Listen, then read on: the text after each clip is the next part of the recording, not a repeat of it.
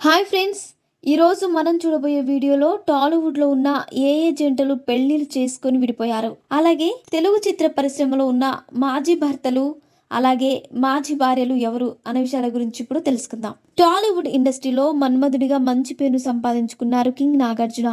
ఈయనకు 2 పెళ్లిళ్ళు జరిగాయి. ఈయన మొదట వెంకటేష్ చెల్లెలైన లక్ష్మీ దగ్గుపాటిని పెళ్లి చేసుకున్నారు. వీరిద్దరూ కొన్ని కారణాల వల్ల ఒక కొడుకు పుట్టాక విడాకులు తీసుకున్నారు. ఆ తర్వాత నాగార్జున గారు హీరోయిన్ అమల గారిని 2 పెళ్లి చేసుకున్నారు. అలాగే నాగార్జున కొడుకు అయిన హీరో నాగచైతన్య కూడా హీరోయిన్ సమంతను ప్రేమించి పెళ్లి చేసుకున్నాడు. కానీ కొన్ని కారణాల వల్ల వీళ్ళు పెళ్ళైన కొన్ని నెలలకే విడాకులు తీసుకున్నారు.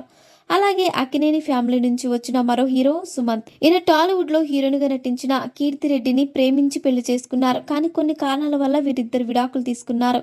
అయితే సుమంత్ కీర్తిరెడ్డి నుంచి విడిపోయిన తర్వాత 2 పెళ్లి చేసుకోలేదు. అయితే కీర్తిరెడ్డి మాత్రం మరో పెళ్లి చేసుకున్నారు.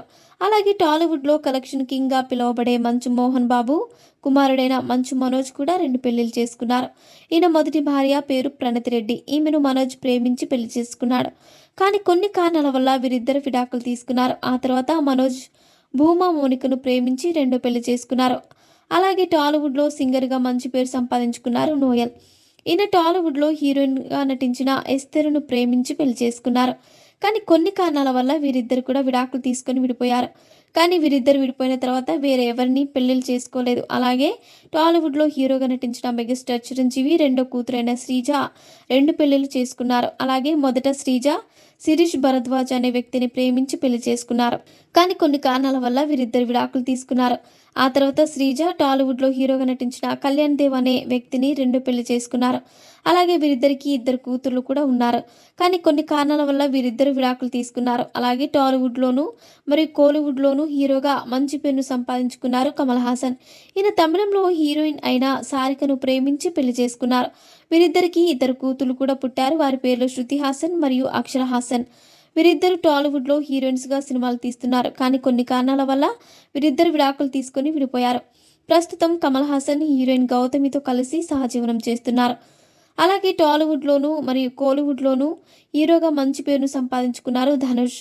ఈయన రజనీకాంత్ కూతురైన ఐశ్వర్యను పెళ్లి చేసుకున్నారు. వీరిద్దరికి 2 కొడుకులు కూడా ఉన్నారు. కానీ కొన్ని కారణాల వల్ల వీరిద్దరు విడాకులు తీసుకున్నారు. అలాగే టాలీవుడ్లో నటి మరియు యాంకర్ అయిన ఝాన్సీ, టాలీవుడ్లో కమెడియన్గా నటించిన జోగి నాయుడిని పెళ్లి చేసుకున్నారు. వీరిద్దరికి ఒక కూతురు కూడా ఉంది. కానీ కొన్ని కారణాల వల్ల వీరిద్దరు విడాకులు తీసుకుని విడిపోయారు.